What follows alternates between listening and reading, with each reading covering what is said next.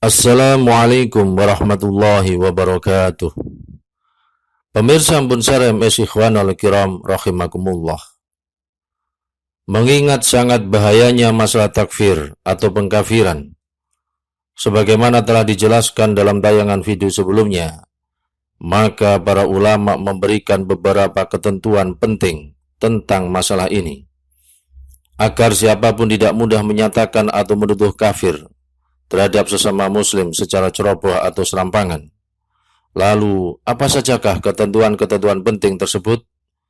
Simaklah ulasannya dalam tayangan video berikut ini. Semoga kita semua mendapatkan ilmu yang bermanfaat serta keberkahan dari Allah Subhanahu wa taala. Amin ya rabbal alamin.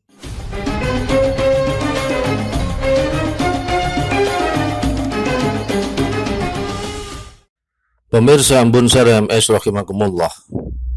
Ada beberapa ketentuan penting yang wajib diperhatikan terkait masalah takfir atau pengkafiran. Ketentuan-ketentuan tersebut ialah sebagai berikut. Pertama, sesungguhnya memvonis seorang muslim murtad dari agamanya adalah sebuah perkara yang sangat gawat sekali. Hal itu berakibat dia terputus dari setiap ikatan pertemanan dan hubungan dengan keluarga dan masyarakat muslim. Bahkan, dia harus dipisahkan dari istrinya dan anak-anaknya. Sebab tidaklah halal seorang muslimat berada di bawah kekuasaan orang kafir. Sebagaimana anak-anaknya juga tidak bisa lagi diamanahkan kepadanya. Terlebih sanksi material yang telah disepakati oleh para fuqaha secara umum juga akan diterimanya. Karena itu, harus sangat berhati-hati sekali dalam memvonis murtad terhadap seorang muslim yang telah dipastikan keislamannya. Sebab secara yakin, dia adalah seorang muslim, sehingga status yakin tersebut tidak boleh dihilangkan oleh suatu keraguan. Kedua, yang berwenang mengeluarkan fatwa tentang murtadnya seorang muslim hanyalah para ulama yang sangat mendalam keilmuannya, dari kalangan para ulama ahli, yaitu para ulama yang memiliki kemampuan untuk membedakan antara nas yang qat'i dan yang dhanni, antara nas yang muhkam dan yang mutasyabih, serta antara nas yang dapat ditakwil dan yang tidak dapat ditakwil, sehingga mereka tidak akan mudah memvonis kafir kecuali dikarenakan suatu sebab yang sudah tidak bisa terelakkan sama sekali. Misalnya, kemurtadan yang disebabkan karena mengingkari hukum yang telah dimaklumi secara pasti dari agama Islam, atau al-maklum minad din bid-darurah, atau mensikapi hukum tersebut, baik akidah atau syariah, dengan sikap merendahkan, atau semisal mencaci Allah Subhanahu wa taala dan Rasulnya, serta kitabnya secara terang-terangan. Ketiga, yang berwenang melakukan eksekusi hukuman tersebut hanyalah penguasa muslim, setelah diputuskan oleh pengadilan syariah. Sebuah pengadilan yang hanya memutuskan hukum berdasarkan syariah Allah Subhanahu wa taala, serta tidak merujuk kecuali hanya kepada nas-nas yang muhkam serta sangat jelas, baik dari kitabullah atau sunnah Rasulullah SAW. Pada dasarnya, hakim di dalam Islam tidaklah berasal dari kalangan ulama ahli ijtihad. Jika hal ini tidak terpenuhi, maka hakim tersebut dapat meminta bantuan kepada para ulama ahli ijtihad agar kebenaran menjadi terang baginya, serta tidak memutuskan hukum berdasarkan kebodohan atau hawa nafsu, sehingga dia tidak termasuk dari para hakim penghuni neraka. Keempat, mayoritas fuqaha mengharuskan agar memberi kesempatan bertaubat kepada orang yang murtad sebelum hukuman dijatuhkan. Sebagian memberi tenggat waktu selama 3 hari, ada yang kurang dari 3 hari, dan ada juga yang lebih.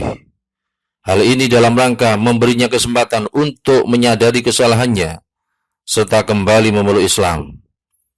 Jika ternyata dia tetap bersikeras dalam kemurtadannya, maka barulah hukuman dijatuhkan. Kelima, hukuman bagi orang murtad tidak dijatuhkan sebelum dipastikan kepadanya bahwa dia benar-benar mengetahui apa yang dilakukannya adalah perkara yang menyebabkan kepada kekafiran, adanya kesengajaan, maksud yang pasti, serta tanpa adanya paksaan. Dalam hal ini, pelaku murtad harus diklarifikasi terlebih dahulu apakah pada dirinya telah terpenuhi beberapa hal tersebut atau tidak. Syekh Abdullah Al-Haruri rahimahullah menjelaskan bahwa barang siapa yang mengingkari hukum yang telah dimaklumi secara pasti dari agama Islam, yakni hukum yang telah diketahui secara terang benderang, baik oleh para ulama ataupun orang-orang awam dari kalangan kaum muslimin, maka dia menjadi kafir. Meskipun orang tersebut tidak tahu bahwa ucapannya itu dapat mengeluarkan dirinya dari Islam. Misalnya dia mengatakan, minuman keras adalah halal, sementara dia telah mengetahui keharamannya di dalam Islam. Meski dia tidak mengetahui bahwa hal itu dapat menyebabkan dirinya menjadi kafir. Sedangkan jika orang tersebut baru saja masuk Islam, atau dia hidup di daerah pedalaman yang sangat jauh dari para ulama, atau dia hidup di tengah-tengah kaum muslimin, tetapi telinganya sama sekali tidak pernah mendengar tentang hukum yang diingkarinya itu, maka dia tidak menjadi kafir, dengan syarat dia benar-benar tidak mengetahui adanya hukum Islam yang telah diingkarinya itu. Keenam, harus dibedakan antara ucapan dan orang yang mengucapkannya, atau antara nau, yakni jenis ucapan, dan syakhs muayyan, yakni personal tertentu. Meskipun kaidah ini tidak berlaku secara mutlak, namun setidaknya untuk menjaga kehati-hatian. Misalnya kita menyatakan, orang yang merendahkan hukum Islam adalah kafir, atau orang yang mengunggulkan hukum manusia di atas hukum Allah Subhanahu wa taala adalah kafir, dengan tanpa menyebut nama orang tertentu. Maka pernyataan seperti itu berarti menghukumi kepada ucapan atau nau, bukan kepada syakhs muayyan, yakni personal tertentu. Jika sudah menyangkut orang tertentu secara personal, maka wajib dilakukan klarifikasi terlebih dahulu kepadanya, agar bukti menjadi jelas, kesamaran menjadi hilang, dan tidak ada lagi alasan untuk mengelak. Sebab terkadang suatu ucapan memang dapat menyebabkan kekafiran, tetapi orang yang mengucapkannya belum tentu secara otomatis menjadi kafir. Bisa jadi dia mengucapkannya karena sebatas menirukan ucapan orang lain, atau karena tidak sengaja, atau karena maksud yang lainnya. Ketujuh, sebagaimana disebutkan di atas, larangan pengkafiran terhadap orang tertentu secara personal, yakni syakhs muayyan, tidaklah berlaku secara mutlak. Bahkan, dalam keadaan tertentu yang sudah sangat jelas sekali, hal itu boleh dilakukan. Para ulama mendasarinya dengan firman Allah Subhanahu wa taala, A'udzu billahi minasyaitonir rajim. Qala lahu sahibuhu wa huwa yukhabiruhu akafarta billadzi khalaqaka min turabin thumma min nutfatin thumma sawwaka rajula. Kawannya yang beriman berkata kepadanya sambil bercakap-cakap dengannya, apakah kamu kafir kepada Tuhan yang menciptakan kamu dari tanah, kemudian dari setetes air mani, lalu dia menjadikan kamu seorang laki-laki yang sempurna? Quran Surat Al-Kahfi ayat 37. Juga dengan dasar sabda Rasulullah SAW, ayu mamri'in qala li akhihi ya kafir, faqad ba'a biha ahaduma, in kana kama qal, wa illa raja'at alaih. Barang siapa mengatakan wahai si kafir kepada saudaranya sesama muslim, maka kalimat itu akan kembali kepada salah satu dari keduanya. Jika ternyata saudaranya itu memang kafir, seperti yang dia katakan, maka hal itu tentunya maklum. Tetapi jika tidak demikian, maka kalimat itu akan kembali kepada diri orang yang mengatakannya itu. Hadis riwayat Muslim. Sabda Nabi SAW yang mengatakan, jika ternyata saudaranya itu memang kafir, seperti yang dia katakan, maka hal itu tentunya maklum. Menunjukkan bahwa jika dia mengkafirkan seseorang dengan benar, maka dia tidaklah menjadi kafir. Adapun jika dia mengkafirkan seseorang tidak dengan benar, serta tanpa takwil, maka dia sendiri yang menjadi kafir. Pengkafiran terhadap orang tertentu secara personal, yang benar-benar sudah jelas sekali kekafirannya, justru memiliki beberapa faedah. Di antaranya ialah agar orang tersebut mengetahui bahwa dirinya telah menjadi kafir, sehingga dia harus kembali kepada Islam dengan mengucapkan lagi 2 kalimat syahadat. Agar orang-orang juga mengetahui status orang kafir tersebut, sehingga mereka tidak menjadikannya imam sholat, tidak mensolati jenazahnya, tidak menguburkan jenazahnya di pemakaman kaum muslimin, tidak memberinya warisan dari saudara muslimnya yang meninggal, tidak mengangkatnya sebagai saksi pernikahan seorang muslim yang menyebabkan pernikahan tersebut tidak sah, dan agar orang-orang semakin berhati-hati terhadap perbuatan semisal yang dilakukan orang yang murtad tersebut.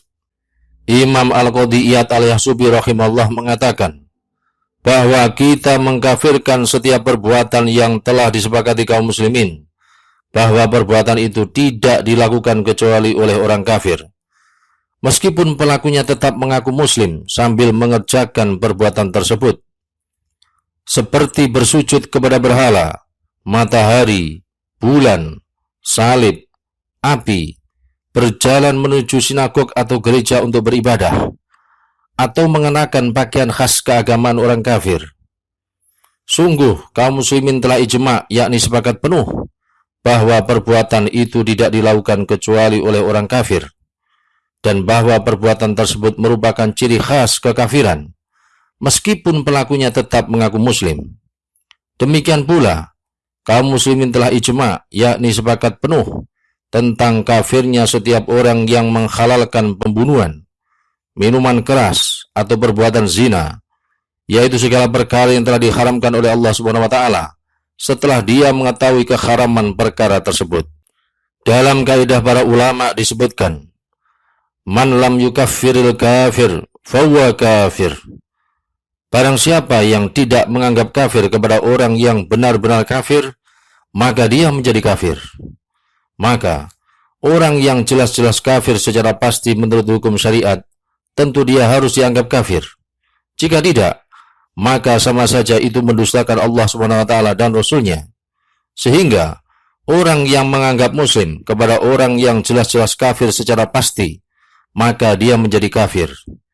Misalnya, menganggap muslim kepada orang Nasrani, padahal Allah SWT telah menegaskan, A'udzu billahi minasyaitonir rajim.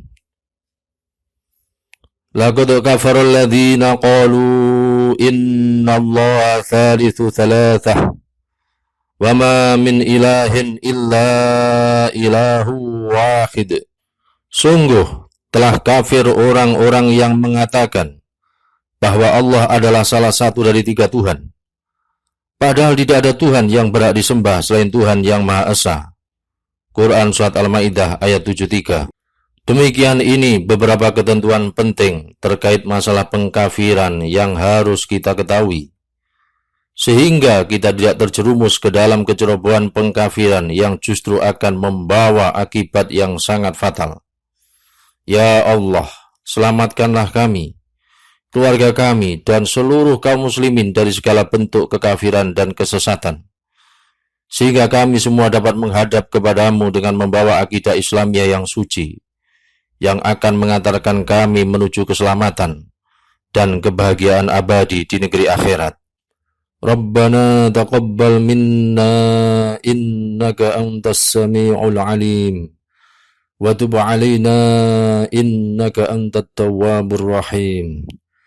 Allahumma inna nas'aluka ilman nafi'ah wa rizqan thayyiban wasi'ah wa amalan mutaqabbala wa shifaan min kulli da'. Amin ya rabbal alamin. Wallahu ta'ala a'lam bisawab. Wassalamualaikum warahmatullahi wabarakatuh.